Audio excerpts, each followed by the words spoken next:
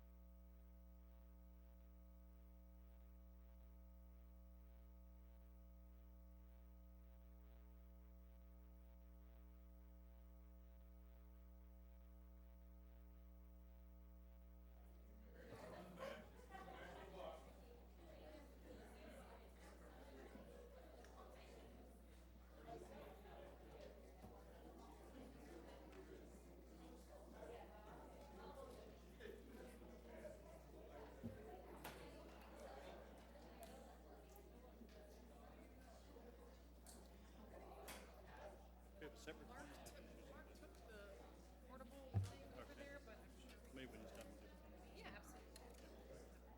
Okay, yeah, we'll do that.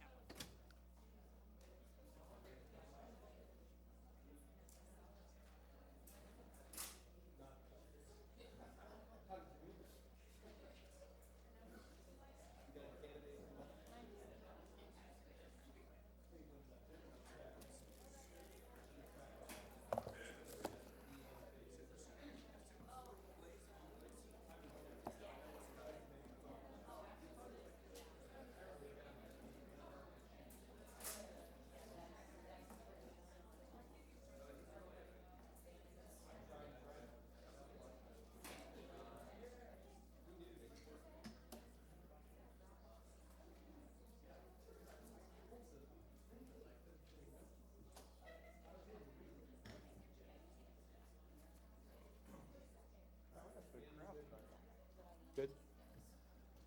Okay, we're going to resume this special meeting, City Council work session of October 6th. And Marcia, I think you're Yes. scheduled to give us an overview and introduction. Thank you. Sure. As identified in the agenda that was sent out earlier today, we're here to basically have two discussions. The first is on building materials for structures within the Bridge Street District, and Mark Ford will be here to make a presentation on the building materials, specifically the cement fiber.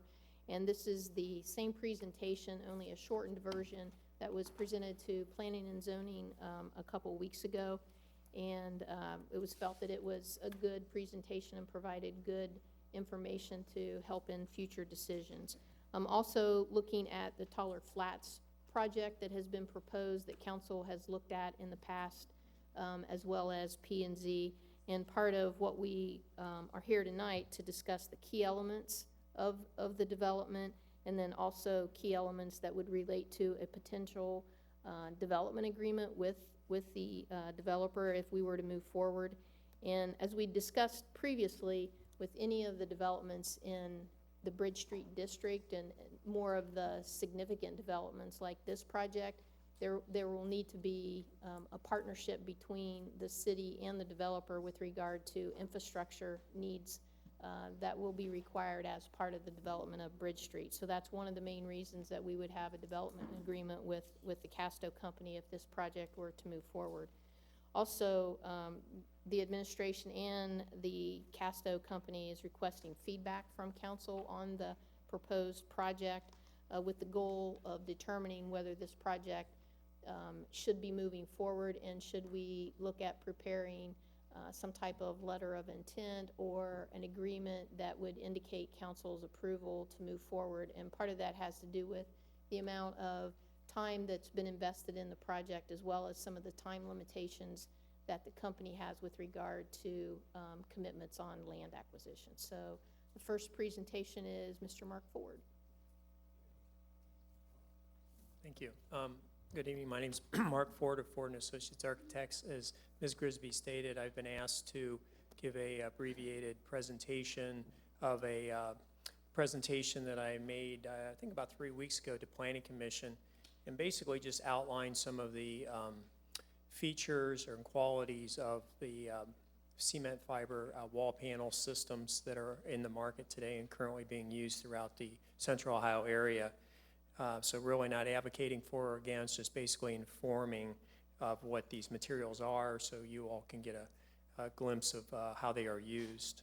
So if I can do this. So again, the cement fiber wall panels is the subject.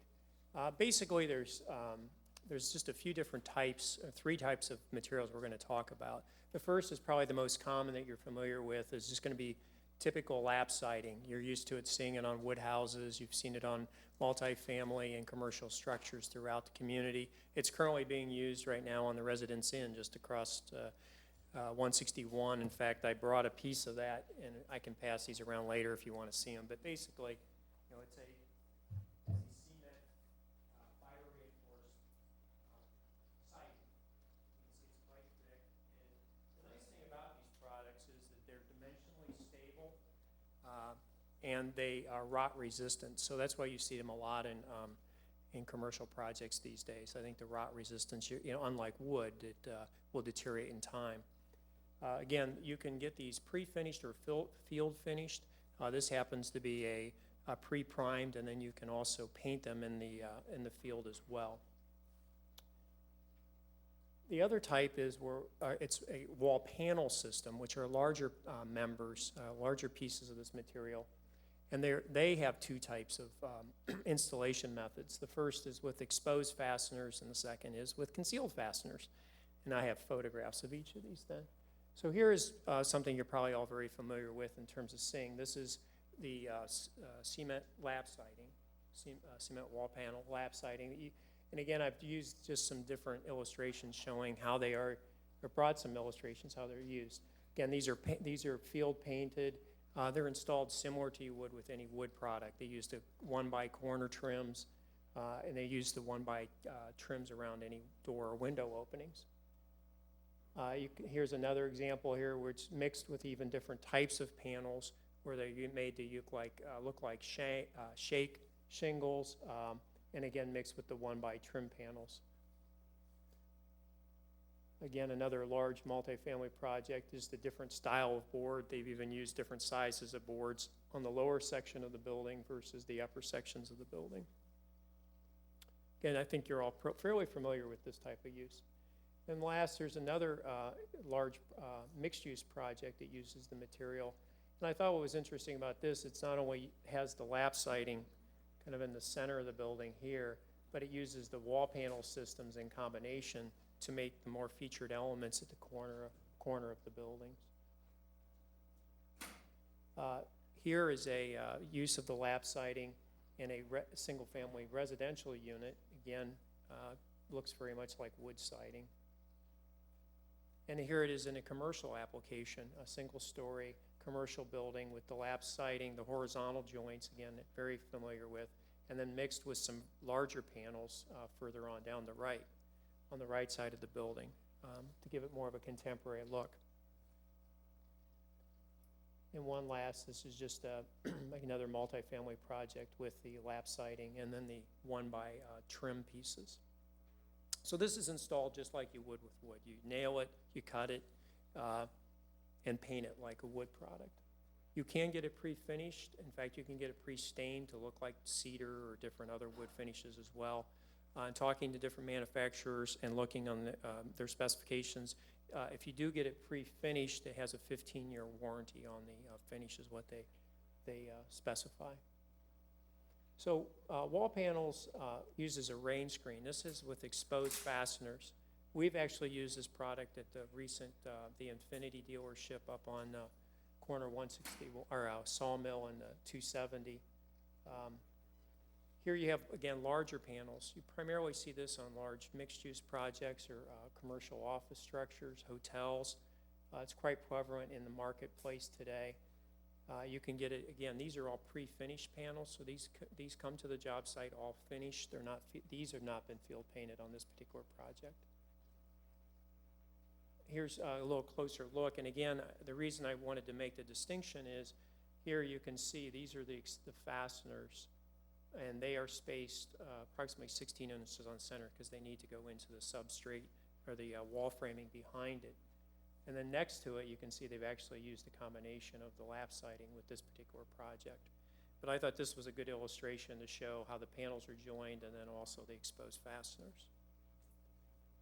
This is a larger structure as well, hotel project that has the exposed fasteners on it.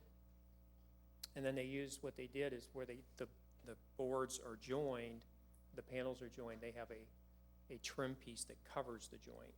So it's an exposed or a lapped trim piece. Here again, just another photograph showing the combination of the lap siding, but then with the exposed panels in a larger scale. The last type that I want to run through some photographs is the concealed fasteners. Now this is the most expensive of the types of products because it is more labor intensive in terms of its installation and has more parts and pieces to the installation.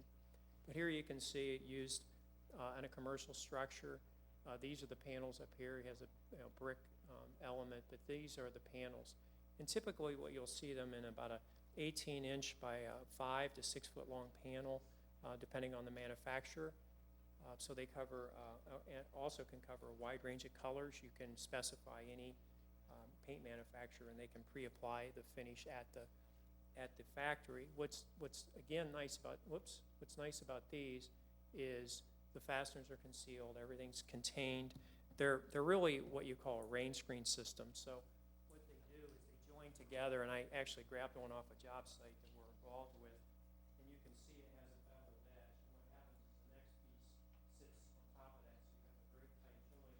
You can see there's actually a gasket here that creates the weather seal to the exterior, creates that weather protection to the wall cavity behind it. There's actually a small neoprene gasket that fits each joint together. What's the life of that gasket? You know, they warranted the product for 15 years, so I'm going to have to assume it's within that same 15 years. So it's a good question. But I looked at the total assembly. They warrant the assembly for 15, so I would have to believe it's that. Here what you see, though, one of the things that we talked about at Planning Commission, and I think what's key with any product, is really the quality of the installation. You know, I actually brought some photographs of bad installations of this, and these happen to be good installations, you know, just like brick.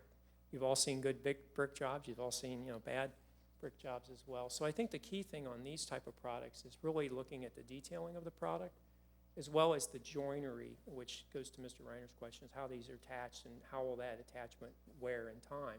Again, they're very dimensionally stable, so there's not much movement like you do get in wood, where it shrinks and, you know, as the moisture content or the, you know, humidity changes, the wood will grow and split and check. These will not do that. But what we did focus on, and I'll just hit on it real briefly here, is the corner detailing. When you get to these larger panels, how are they joined at the corner? Because you can field apply a 1x trim, which is appropriate for the lap siding, but maybe not so much on the larger panels. And what the manufacturers do, and I have some close-ups of it, and I just brought these because I thought they show a very contemporary use of this material and the range of color. Here, you know, the material's being used with actual metal panels on the balance of the building. And you can see what they've done as well as these with the larger panels. They're actually turning the color and making a continuous corner trim with the panel. Again, here more muted colors, but the same type of detailing where they're using a range of values with that same product. And it could be all one color. There's no need, you know, there's nothing saying it has to be a mixture of colors and sizes. Well, this is what I wanted to show. I got this illustration. I thought this was very telling in that you can see, as I was showing on this beveled edge, how they lap together. You can see it creates a fairly tight joint. And again, it's a weather screen, so you have this, and then you have the wall cavity behind it. But these actually have pre-manufactured corners, and I think that's a nice attribute of these materials because they're factory made on it, and it gives you a very finished presentation on the corner of the building. And then here's actually another pre-manufactured corner trim. Is actually a metal riglet or corner detail in which it's a formed metal element that these pieces then abut into at the corner. So it kind of gives you a reverse corner. But again, it's very nice, it's very streamlined, and very contemporary in its effect. That's really I reduced the number of photographs per the request of staff, but just wanted to kind of give you a brief overview and answer any questions that you might have. Again, you're seeing these materials more and more. I think the fact that you can get them pre-finished, you know, is one of their benefits. I think the fact that they're dimensionally stable. One of the questions that came up actually at Planning Commission was, you know, the choice of using this versus a brick product or a stone product. And one of the nice things about these, if you think about the illustrations I showed, they basically all can be attached to the exterior frame of the building without really any impact to the building foundations. Where brick, you know, you would have to create a brick ledge and a wider foundation for it to sit on.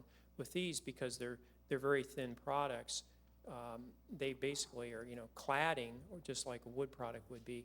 And so you don't have the increased costs and the detailing at the base of the building that you would with a masonry product. So that's another one of their, it's not only the benefit of the rain screening, but also the simplification of the building details as well, and the building structure, makes the building structure lighter. So if you have any other questions, or I'd be Okay. glad to try to answer them for you. Council? I wondered if you at Planning Commission, you had a photo of a project downtown. It had a lot of the lap siding, it had a white. Yeah. I You took have- those out. Yeah, I you know, wish we could have seen some of the bad installations, Well, because they- that was illustrative too, Yeah. to know what to look for. Yeah, as Ms. Lay said, one of the illustrations I showed was a project where it was a series of multiple buildings that I've been acting as the owner's rep on. So I'm not the architect on it, but I go out and do monthly inspections. And one of the things I've observed is that the first building, the contractor really struggled with the installation of, and that project actually has all three types of products on it. And you could see where they struggled in fitting the corners, and there were some chips, and where you nail through it or you screw through it, and you have to patch that. You know, the manufacturers do have patching kits that you're to blend, but these were all pre-finished panels, and so you could see the patches, because just, you know, it's like painting your car, as I always did as a kid. You know, you couldn't quite get the black to match the black, or the gray to match the gray, and so you could see spots. And so as we discussed at Planning Commission, would be a lot of these products are actually more suited probably to field painting, because of the fact that as you install them, then you can paint and cover any imperfections or chips or things like that happen during the installation process. But you're right, there were, and they're, you know, they are susceptible to cracking if you force them into place. I had an illustration of that as well. And to the point is, you know, it really depends on the installation and the quality installation, just like most products. Is there any kind of certification process, like the roofers to do certain roof lines have certification? They can't put it on unless they've gone through the manufacturer's programming. I'm not aware of any for the installers. I do know that they do have ASTM testing standards for the different manufacturers for the product itself, in terms of the thickness and the content of, you know, how it's fabricated. But in terms of the installation, I think it really becomes a matter of the quality of the general contractor and the subcontractor and their familiarity with the product. Who else? Yeah, I have one question. What happens in 15 years when this product wears out, deteriorates? What's the remedy? I don't think it's a matter of it deteriorating. I think it's the 15 years is really the color fastness of the product when it's factory painted. The product itself, you know, it's a cement with fiberglass fibers in it that's compressed under extreme heat and pressure to make it into the board it is. You know, there's a product that we dealt with years ago called a Turnit that was made by GAF, and it was like on Double Village Center. It was a shingle. It was the manufactured shingle.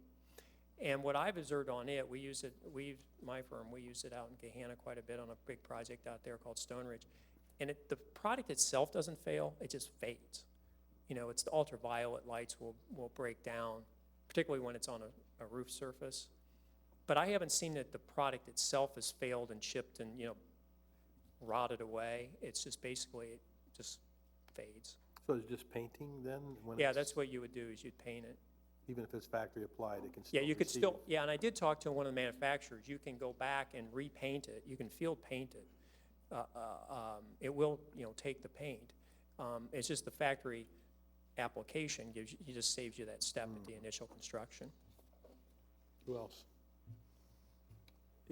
Yeah, I had the benefit of the more expansive presentation at the Planning and Zoning Commission, and you know, that was a great presentation and very enlightening to me. A couple things that I took away from that. One, and you mentioned it again this evening, was that installation would be critical, as it is with brick as well, and probably any product. But I was also struck by the price per square foot to install. You said it was relatively close to brick. The difference in the overall construction cost being, as you mentioned this evening, was the wider foundation and so forth. And then if you get up to, you know, above 4 stories or whatever. You know, so the cost increases, but that, generally speaking, the notes that I made, that was roughly $14 to $16 for the cementitious and $18 on average for brick. Yeah, the one thing that I've learned, and I've talked to some more contractors since then, the $14 to $18 range that I got was for the larger panels, the concealed fastener panels, and that actually can go up to almost $22 a square foot. Some of the, if I can actually back up here, try to do this. So this type of a product, you know, with the very tight seams, the larger panels, if you get those, that can get up to almost $22 a square foot installed. The lap siding itself can range anywhere from about $750 to $850 a square foot, depending on the quantity that you're buying and, you know, how many squares and things like that. So it actually is less expensive than brick. And then what I bought in between is the cost of the exposed fasteners. It's about half in way between the two, because again, it has less, you don't have the tracks behind it that you have to clip into. You just basically screw it in to the face. Similar to almost like these wall panels you see here on the sound walls, sound panels, you just screw through the face. So the lap siding itself is not the $14. It's actually closer to $750 to $850. Right. Okay, that was one of the things I've learned since my presentation. Because I when I was trading emails with these different vendors, they all gave me the pricing on the larger panels. Right. And as the discussion ensued, a couple of the things that you said that we might consider in your presentation as it is this evening, you know, was, I would say, unbiased. I mean, you know, you were just giving us the facts. But one of the things that you said that we might consider is an approved list of installers. And another thing to consider was perhaps to limit its application by both percentage and to higher portions of the elevation, you know, so that we're not seeing it at the street level. Yeah, one of the comments, actually, I remember that discussion was, I think it was actually Ms. Soleil looked at the one photograph and asked what the lower material was, and I believe it was cast stone. And I think that's what started the conversation about the use of this material close to the ground. And I've seen it used close to the ground. I think that you actually mentioned a project that you had gone to and seen and weren't real happy with it. And again, I think it's appropriate. It is somewhat abuse resistant, you know, because again, you can see it's cement. I think the biggest thing is how the joints are treated so that it gives a nice clean look. You know, these buildings take it down to the ground for a great deal as well. I think, you know, it's like everything else. It's how it's designed and how it's used. So it's hard to, I can't say black and white. You shouldn't ever use it for this application, or you should. It really depends on the project design and how the material's being used. Right. Thank I you. think it's a fairest. Another thing that we talked about at Planning Commission, Jeff Tyler happened to be there that evening, and we talked about how to ensure a quality installation, and, you know, is that the Planning and Zoning Department, is that the Building Inspection Department, and he talked about perhaps having the ability to enforce installation standards, and I guess he was going to get with legal and planning and talk further about that, because you know, as we've seen, the installation is very key. But you know, what strikes me is the maintenance, the ongoing maintenance that's going to have to be done. So, thank you. What's the current price of brick and artificial stone and real stone? Do you know roughly per square foot applied to? Well, I know in a commercial application, we always use the rule that brick is going to be about $18 a square foot, you know, for a wall assembly. The manufactured stone is probably in that $12 to $14 square foot range. And again, it depends on the application. If you're scaffolding or weather protecting, you know, those kind of things, how high up you're going. I know it's one of the conversations we had. The nice thing about this product is you can go higher than, you know, traditional brick without having to relief ledges and things like that. But you know, everything is right in that kind of high teens, I would say. Depending, you can get brick. As you know, there's a real range in brick as well. You know, you can get brick that's $260, you know, $260 a thousand, or you know, $380 a thousand. And so you right there is almost, you know, a 30% increase just in the cost of the brick itself. Thank you. Okay. Anybody else? Marcia? Thank you. You're welcome, thank you. Well, the next item on the agenda is the discussion on the Teller Flats project. And I'll let Terry start, and then Darren Meyer from MKSK is here as well this evening. Thank you.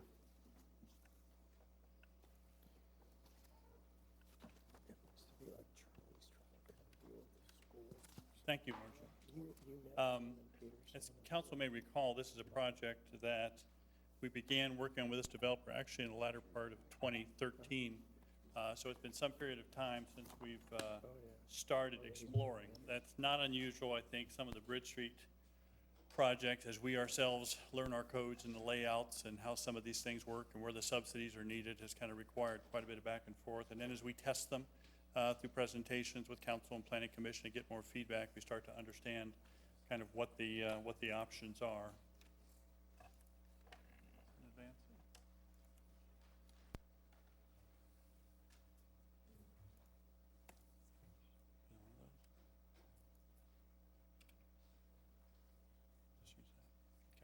Just to orient you to the sites that we'll be talking about, this is the Bridge Street District in general. What's shown here in brown is the kind of phase one portion of the Thomas site. This is Toller Road going through here, and kind of the curve in Toller. And this, which is also part of the proposal we'll be presenting to you tonight, is a current city-owned piece of property, which is a piece of green space provided in conjunction with the Sycamore Ridge development years ago. This lighter purple color here is the Byers Chevrolet site, and the city purchased that earlier this year because John Shields Parkway will bisect that site, and with the Chevrolet dealership closing, it was a good opportunity to acquire that under good terms and conditions. And this is the remainder of the Thomas property in this area. Just to show you with the Bridge Street zoning code, the phase one piece is shown for residential purposes, and this is shown for park, consistent with kind of what it was dedicated for years ago. The street grid contemplated in the plan, a couple things here. It does show the east-west connection of John Shields Parkway, and we'll have Darren discuss later kind of the important role of that as the major signature street through this district that provides a significant looping through the area. Also shows the grid as it begins to get contemplated in this area that needs to be the framework around which these buildings occur. Interestingly, you'll also see the green that goes through this area with kind of variable width to it because of some of the property lines and other things that are limiting it along its route. Closer look at the sites. This effectively is I think the piece that the developer has under contract now, which is the phase one of the Thomas property, the western end of the site. This is the green that the city had years ago, the Byers site, and the remainder of the Thomas property. You'll note a couple things. Notice here, you'll notice how the property jogs through this location around the Greystone Muse project. And initially, when some of the alignments of John Shields Parkway were looked at through here, they were lined in such a way that provided almost no developable depth through that area. You get a little extra depth by virtue of the configuration of the Thomas property. That'll come into greater light here as we proceed.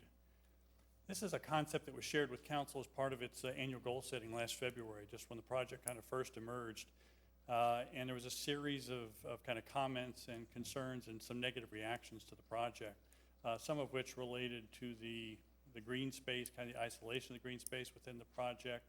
I think the architecture itself was a concern to council, and kind of the repetition, lack of variety in it, and the layout in general. So this was kind of one of the first iterations that emerged. There was feedback from Planning Commission and others early on, but this is what was shared back then as an outgrowth from discussions that began the latter part of last year.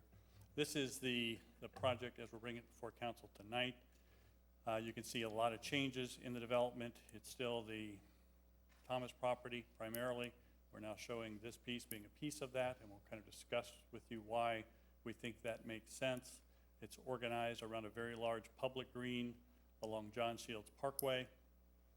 The John Shields Parkway project, council's seen a presentation with regard to what the character of that signature street should be, and a lot of what we've begun to look at on this site has informed this layout. When we showed that previous layout to council in February, that was prior to our presentation in April of the John Shields Parkway and the green and the concepts that need to develop along there. So as this project was moving forward, we subsequently began the process of really looking at this road, kind of understanding its character, understanding the character of the greenway along it. And you'll see here, for example, how this road begins to pull more to the north so that we can create some space between John Shields Parkway and the property to the south so that we can again try to frame this corridor in a meaningful way. And again, Darren will give you some additional feedback on that. This does lay out the grid in ways that we support and are comfortable with. This does contemplate the street and the greenway, we believe, in ways that are consistent with the vision. There was a variety of architectural styles that were presented also to Planning Commission and Council through some earlier renderings that we'll share with you shortly too, that we think were dramatically improved as well.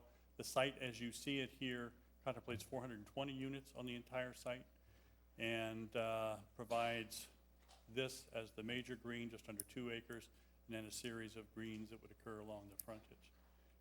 I want to get a little more depth with regard to the city piece of property that's located to the west. As we began to look at, is there a way to help frame John Shields Parkway so that we don't have this major hole or gap in multiple locations in this highly finished or expensive street? We ask, and this is stuff that kind of Darren helped and MKX has helped us think through, the developer if they'd be willing to explore that with us, and they were.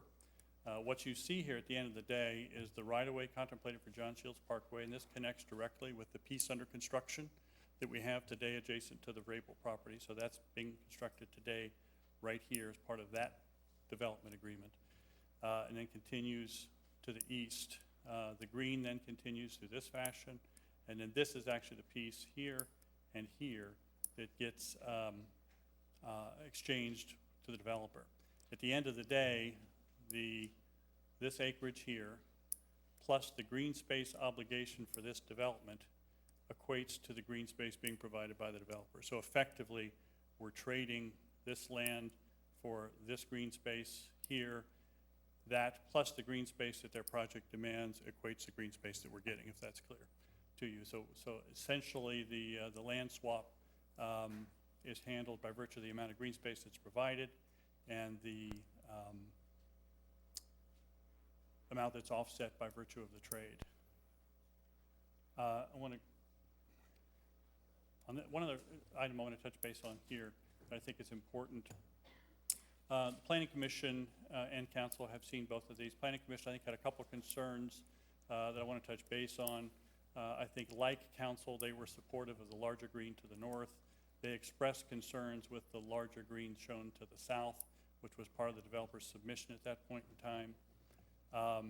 The Planning Commission and the staff, I think, both felt something was needed in this southern green to kind of frame the right-of-way through here. The Planning Commission's thoughts that began to emerge after their review were that they'd like to see something reserved for, I think the predominant thought, something reserved maybe that would be mixed use in character as a way to integrate something other than housing into the project, even if we're set aside because it's not feasible at this point. I think it's a belief of staff and the developer that that's not feasible, not likely given this location here, and would prefer that the edge, the framing, be built as part of the project. And again, we'll have Darren kind of give you a sense of that as we move forward. With regard to the street intersections and such, those were brought into conformance. As we began to look at this scenario, we tested kind of different street sizes on the secondary streets here, whereas this is still consistent with the signature street.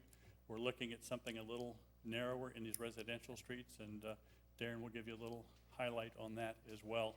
But we feel for the nature of the development and kind of feeling very residential in scale, they're very appropriate and workable.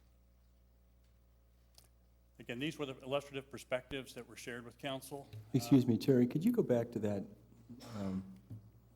previous slide, the one before that? Sure. I recall in the minutes from the planning and zoning meeting that the commission had some concern about what I think they described as 3 orphan buildings. Yeah, at that time, I think you had a big green space down here, these parts, and these 3 down here. I think that was what they were making reference to as the 3 orphan buildings. So this layout has changed from the one that, The only change that's different between them, they have now shown the right-of-way as I think it was suggested, but not shown at the time. And these buildings have been moved back an additional 10 feet so that there's now a 45-foot depth through this section. And again, Darren will give you some more detail on kind of how that helps frame this area and provide an appropriate green through here. But I think those are the 3 buildings that we're making reference to. and from the staff perspective, those buildings are necessary or preferable because they help to frame John Shields? Yeah, I think the notion that this isn't going to redevelop in the near term, and that this would be left open and green, kind of backing into this area, would, in our perspective, create really a major hole in John Shields Parkway. We got some graphics to kind of depict what we think that would do, and we think the benefit of framing it with those buildings. Since all of these streets are organized around blocks, we're not trying to make it feel like a project. We think it's appropriate when eventually this does redevelop in the future. It'll have complementary buildings, hopefully, on the other side. Okay, thank you. Again, these were perspectives that were generated to kind of show the character of the buildings. I think Joe Sullivan described some of the different architecture and the way they were going to create ends to buildings that turn corners in better ways, and kind of the power of this very large green in the middle here. And those, from our perspective, were generally positive. So in terms of what we're looking for and requesting this evening, it's not detailed architecture. It's still generally stuff that would be consistent in character with these earlier renditions. What I'd like to do at this point is have Darren Meyer from MKSK, who kind of led the streetscape design for us and also looked at that in the context of the greenway along John Shields Parkway, describe a little bit of the things they looked at for us as they helped kind of massage this layout with us and the developer.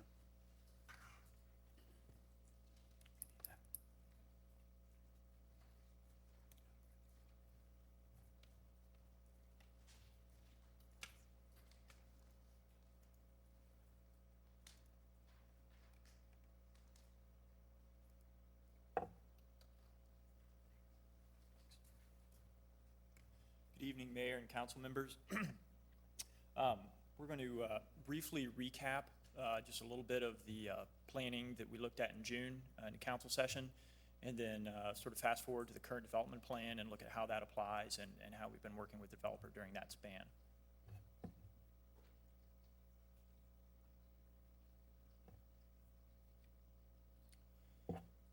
This is an image of the proposed thoroughfare plan in the Bridge Street District, and most of our plan graphics will be oriented the same way. So in the center of the page, you have the Scioto River running north and south. This is 270 to the north, Sawmill here to the east, and you can see the proposed John Shields Parkway moving through here. This is the general area of the Tuller Flats development. As Terry mentioned, John Shields Parkway, which is this upper portion of the loop right here with a future potential river crossing here as well, is part of a loop system through the district, which plays an incredibly important role that we discussed previously.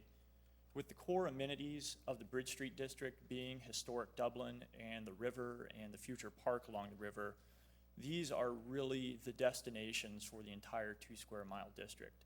And you can see that this loop road, which is oriented east to west, is really well situated to pull users, when we talk about a walkable district, to pull users from all edges of this district into these core amenities. And we also looked at the fact that the planning that went in, it's a little bit difficult to see at this scale, the planning that went into this extension of the greenway along John Shields is a great amenity, a great tool in order to bring people from the perimeter of the district to these core amenities. So we had looked at a half mile and almost a 1 mile walking shed here to the perimeter of the district, which is between a 10 and 20-minute walk. So you have some pretty healthy walks to get you to these core amenities, and to do that in a way that's safe and memorable and comfortable is really the heavy lifting that's important with this loop. And it's one of the reasons that we had looked at this as being a signature street that has a level of finish and a character and a comfort level that will help achieve that walkability.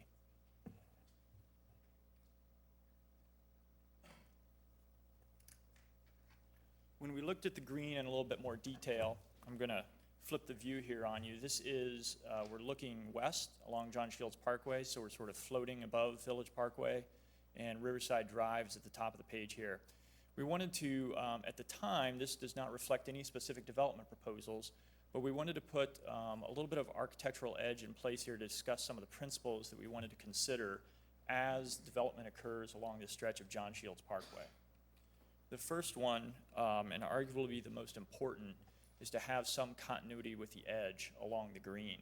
When you're creating a walkable district, it's absolutely essential that you have strong, attractive, active, transparent, interesting frontage on the street in order to encourage that walkability. And we'll talk about that in a little bit more detail. The second principle was to create a public way. When you have a green that has some front doors on it, in order to not make this feel like the front yard of these individual units, we want to have a legible system of circulation that's very clear that the public is allowed and can access and can use this space, that it is a public greenway. The third is to anchor the experience. The length from Riverside Drive to Village Parkway is almost 3/4 of a mile. It's 3,500 linear feet. So in order to have an experience, again, that can pull you through this length, we want to have a variety of experiences. Some width to the green, some destinations at the midpoint, some destinations at the end.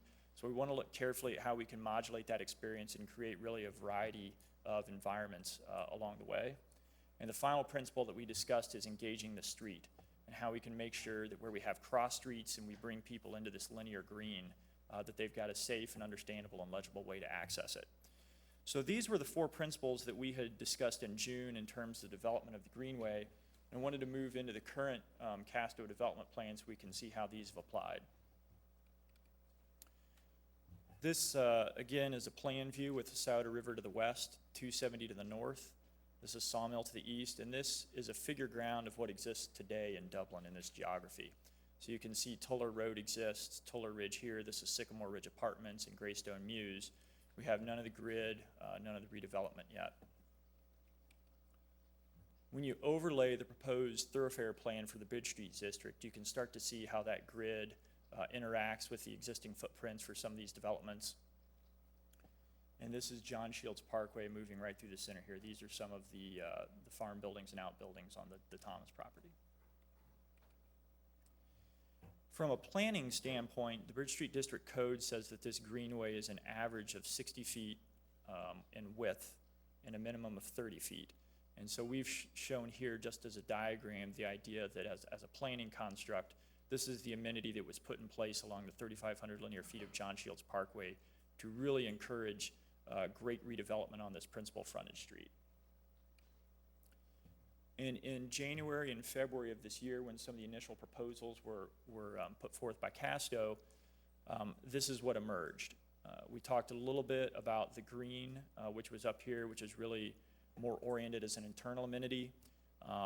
We had some redevelopment along John Shields Parkway here with the potential future redevelopment here to the east.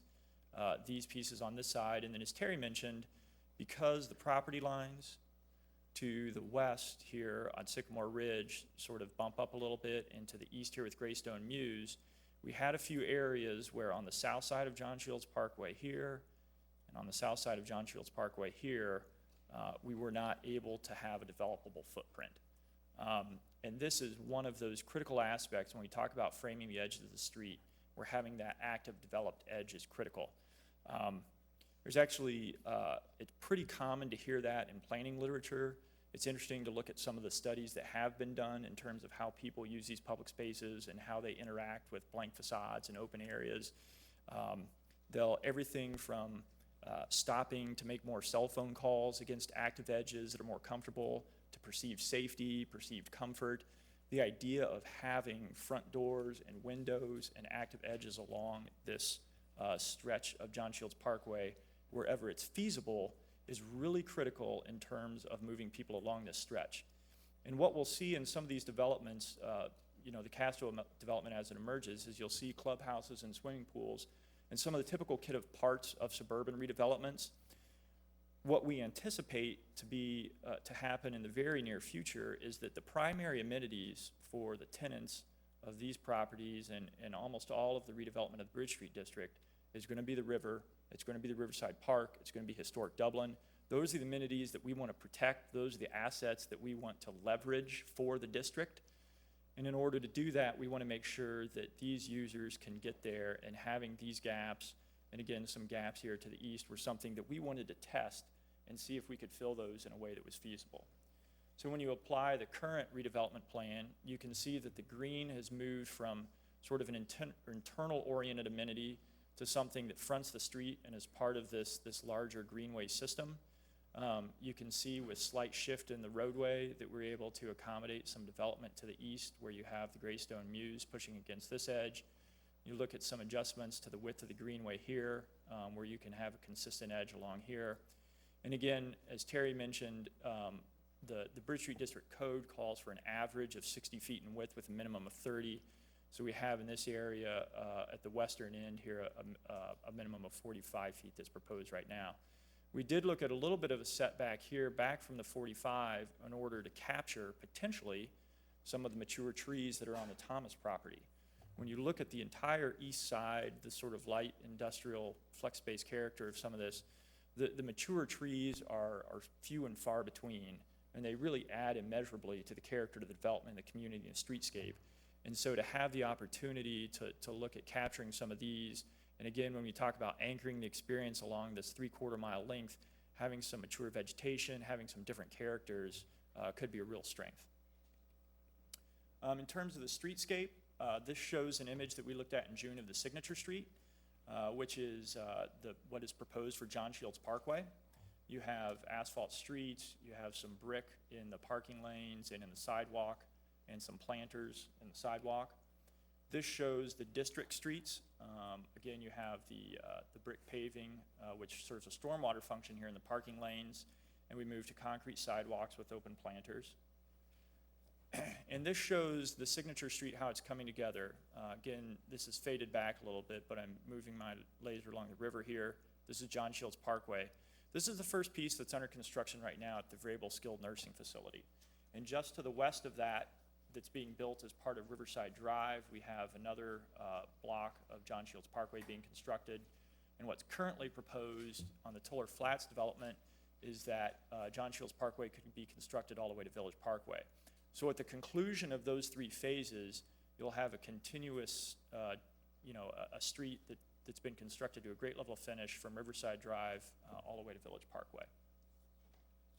This phase, how long will John Shields Parkway be at this point? Where is it going to be built to? This phase would leverage that entire length that he mentioned, Oh, okay, because we own the buyer's site to the east all right. and the site to the west. Terry mentioned, as we started to look at some of the internal neighborhood streets, we looked at what the amenities would be on those streets relative to the signature and district streets. So you can see on the top, this is the images proposed for the district streets. As you move internally and you have more residential focused neighborhood streets, again, we have you can see just a little bit of it here, but we have the asphalt pavement in the roadway, maintaining the granite street curb. We have more traditional tree lawn with some breaks where we have some stoops and walks coming out.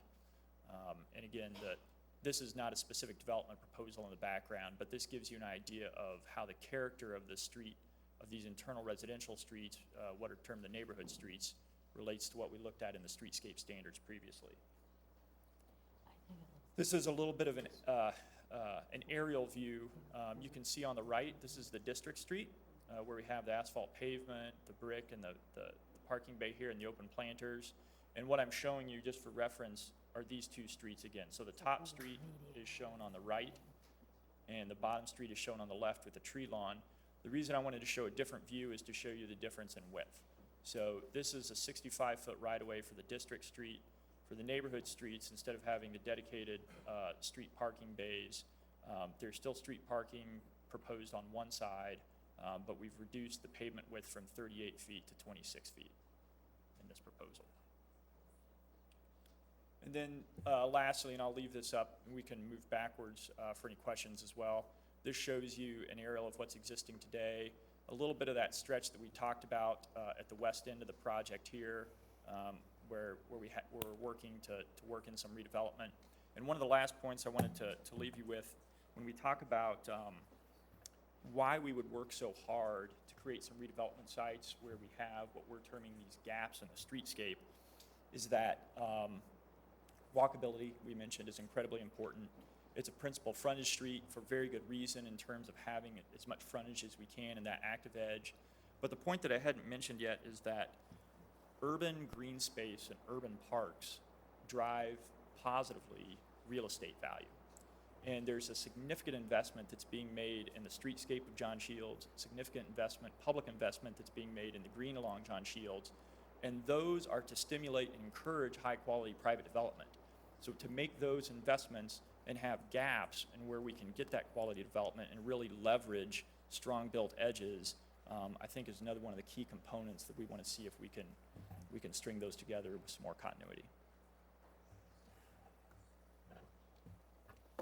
Okay, thank you. Any questions of that presentation? Okay. Just to bring closure here to a couple items. Based upon that analysis, kind of supporting the plan that we brought before you, the other element of the development that we look at then is its taxable value and what it leverages.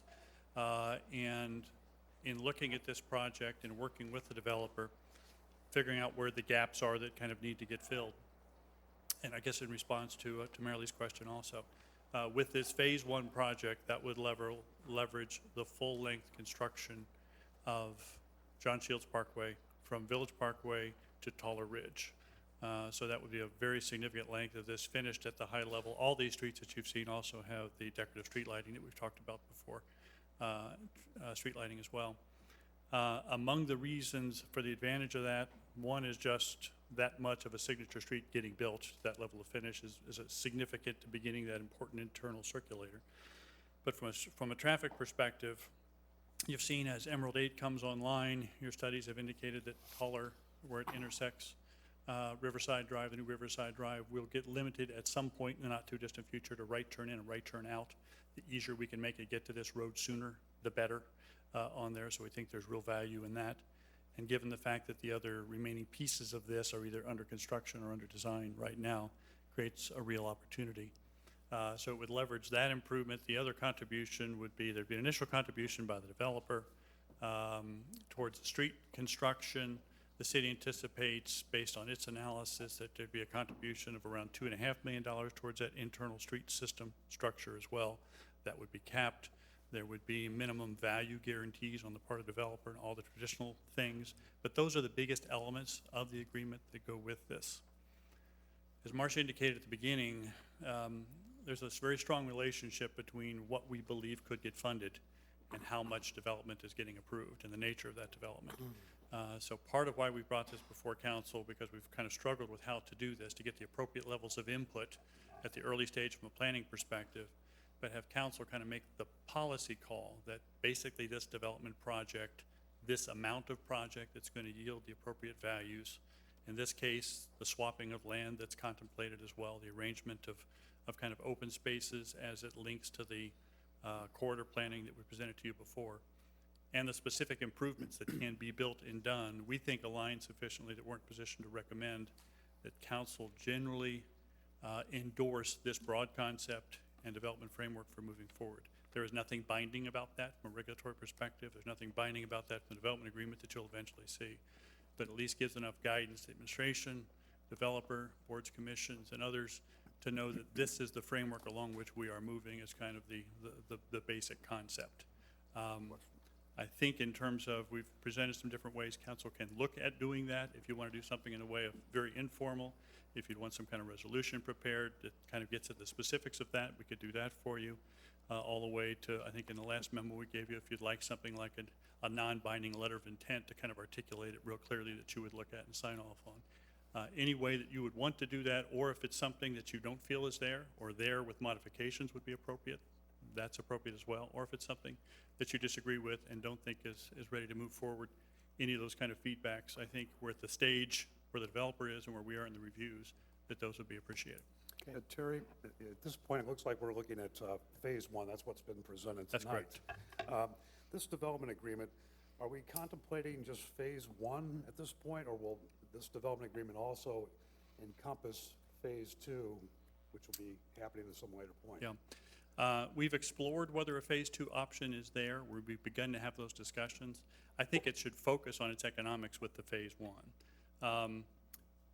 Since John Shields Parkway is being built in total with Phase 1, Phase 2, quite logically, should provide significant resources with regard to helping provide finishes and other improvements in the district with regard to it, because so many of the resources are going towards the initial John Shields construction, which will also be there to serve Phase 2. In other words, you don't have to build any more of that.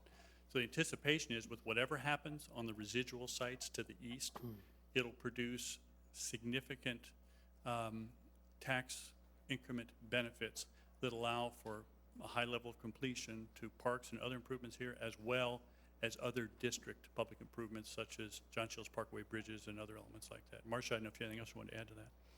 Yeah, with regard to the Phase 2, we are looking at, if we are to move forward with the development agreement, that we would identify Phase 1 and Phase 2 from a standpoint of clarifying what would be funded through the TIFs. Phase 1 is John Shields Parkway and the internal streets associated with Phase 1. Phase 2, we would discuss the issue of the incremental cost on the internal streets as well. And the Phase 1 and Phase 2 would all be able to be used for John Shields Parkway, the park, and other additional improvements. So we're looking at adding that in just so that we can set the parameters with regard to how the service payments are used for the project. Okay, that makes some sense, but, excuse me, but so do those parameters, if you will, does that sort of define what Phase 2 will be? Well, the in one terms- thing we in talked terms of about, developed products? yeah, on Phase 2 is the need that the developer needs to focus on having some type of mixed use included. And we talked about as we move east, closer to Dublin Village Center, it makes more sense and is probably a more appropriate place for that type of mixed use development. So, Marcia, there were some significant economies in doing John Shields Parkway together with what's started. Is that not accurate? Yeah, it's correct. The larger project that we're able to do, typically you get an economy of scales just from the standpoint of mobilization and things like that. You get better volume pricing. Yeah, which makes sense. Could you review again, Terry, the swapping of the land? Certainly.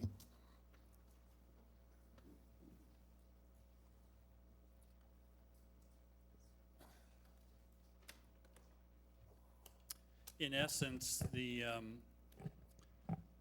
developer's proposing the major north green as its major amenity. It's also providing on its sites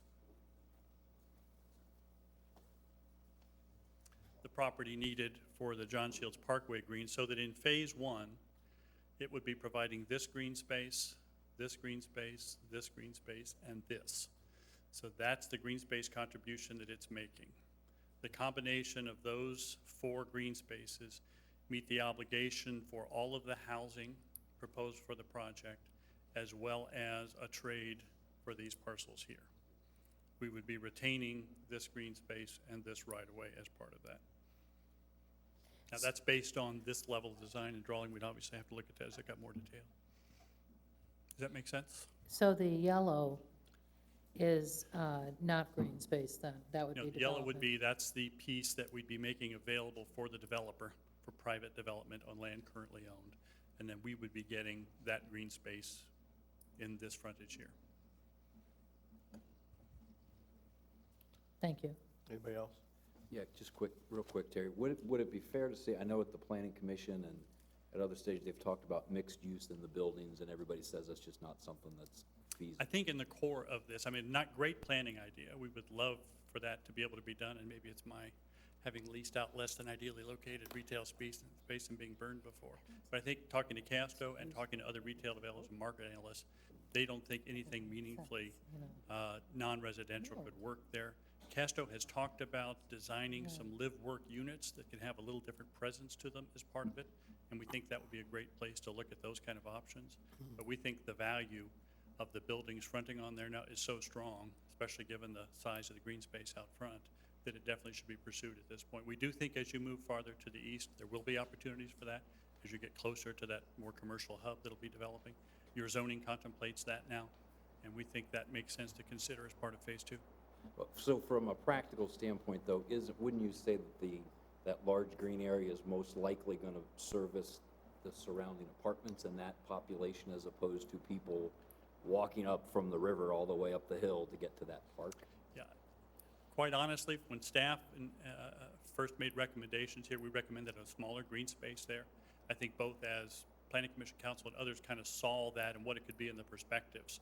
And I think from the developer's perspective, the kind of things that could happen on 2 acres of open space in an urban setting like this, it's an extraordinary green space. It has to be planned and programmed moving forward. It will serve residents in this district as it develops, I think. So as you see the Pete Edwards kind of stuff that occurred farther to the east, more of that stuff happening in more intense ways down there, and other sites developing, I think you'll see it as a fairly important green space in this area. It's large enough that you could do other things there, but I think that whole design, planning, and programming piece has to be thought through. That loop that was talked about, does that go out on the outside of Phase 2? The loop that was talked about, this is this is Byers Chevrolet here, goes right through John Shields Parkway. Phase 2 would be up here. So the rest of the road goes on Byers Chevrolet's property that we already own through there. The developer initially tied that site up for us and assigned it, and then in exchange for that, if they do this project, has some development rights for a period of time. If they don't, then they would not be the developer of that site. So eventually you're seeing pedestrian traffic, if you would, flow in Yes. both, being a draw out to the east and a draw down to the river? Yes, I think it'll be, I think increasingly, I agree with Darren, the big amenity is going to be the river park. But as a green within the core of this, it's a very substantial space and has obviously lots of opportunities associated with it. But I don't think it's something that draws people from other geographies. Is that considered a city park? Yes. And then the Planning Commission, these diagrams that we have are by building style, so C, B, there isn't the numbers that they referred to in the minutes, but basically everything south of John Shields Parkway, they were not comfortable with, or was it just these buildings out to the west? Well, I think it wasn't as refined at the point before, but this was initially shown because Fred at one point had contemplated a dog park on this site. Yes. That when it was proposed, we'll put some green in the front and put a dog park in the back. I think Planning Commission had a lot of questions about, is that an appropriate place for a dog park on there? So that was entirely shown as green. I think it became less tied together in a concept, which is one reason we asked Darren to come tonight to kind of show how it could tie together in an appropriate way. Some of these intervening streets weren't shown, so it looked like a development that was just hanging off to the west there. Those have all been provided as dedicated streets now throughout this project at all the requested locations. So I think it ties together, and if you look at it in the context of John Shields Parkway, and not just as this as a project, I think it makes a lot of sense. Now, will Graham Street go south into Sycamore Ridge? Yeah, and that's the kind of stuff, when we get to the details of this, I think what the developer would propose is, we'll dedicate these things to you. We don't think it makes sense to build them until they're something to tie them into. We'll have to negotiate all that detailed stuff. So even when you get into building, unit counts and stuff, I think those are generic on this. We're not asking for that level of detail, but overall, the number of units it represents, general placement, we think we are. And conceptually, so that we have maybe less of a apartment complex feel, the buildings on the south side of John Shields, would there be value in making them different architecturally than the rest of this development? I think that's certainly appropriate things to request as it goes through the approval process. Staff at some point mentioned the possibility, could they have any more height to them there as they frame these big green spaces? That's the kind of stuff as it goes through its formal review process. We're not asking for architectural sign-off other than kind of broad character. Right, I just wanted to throw But that I think out there yes. so that it doesn't look like Yep. it loses that apartment complex feel. Given the level of finish the city is putting in the public improvements, I think being very concerned about the buildings that front it makes total sense. Okay. I just wanted to clarify, because of course, this grid, the way the buildings are set up around the village green, are not particularly interesting looking. But I guess that's just the way they have to be shown. These are renderings are really what we're talking about, potentially, the buildings actually looking more like. I think that's Not- the character Yeah. you'd be endorsing. Right, okay. Who else? Anybody else? Okay. Marcia, what are you looking for here tonight? Well, I think the main thing is if the issues of the overall components within the project that Terry mentioned, the number of units, the basic layout, the issue of the development agreement or potential development agreement that would include that the funds would be used for the construction of John Shields Parkway to pay for a portion of the costs associated with the internal streets based upon the level of finish that the city is requiring for those streets. Also, that the exchange of the parkland and the land that is the obligation of the development, that exchange is an idea that council is comfortable with. And then the development as proposed along John Shields Parkway on the south side so that we frame the roadway as presented. Do you have any recommendations as far as whether you'd put that into a letter of agreement or a resolution or council? What's council's input? Personally, I'd like to find a vehicle that it was in place so that future people know what the intention was. So I don't know what that legally should be, but, I mean, we're making, we didn't go through these 3 years for nothing. We really want to make sure that it's understood by everybody, this is what we want. Well, that could be a binding letter of intent, non-binding letter of intent. Yeah. Non-binding, is what we're I think, contemplating. where it probably gets everybody. Yeah, and one of the things we talked about was we could bring a draft back to council at your next council meeting, give you a chance to look at it, see if you're comfortable with that, and then if you're willing to recommend that we go ahead and sign the non-binding letter to move forward. Let's do that. Tim, you okay with that? Good. Everybody else? Yeah, can I just, a couple points of clarification? Please. Yeah, and I'll try to make it very short. And I see in the sentence here what you're asking for. An approach for the proposed land exchange, is that the one that we were talking about with these properties, the green space, the flip in there? Yes, correct. In effect, that yellowish color that we would get, we would trade in exchange for the additional green Okay, space. that's provided. what I thought, okay, that's And fine. that'll be part of the documentation.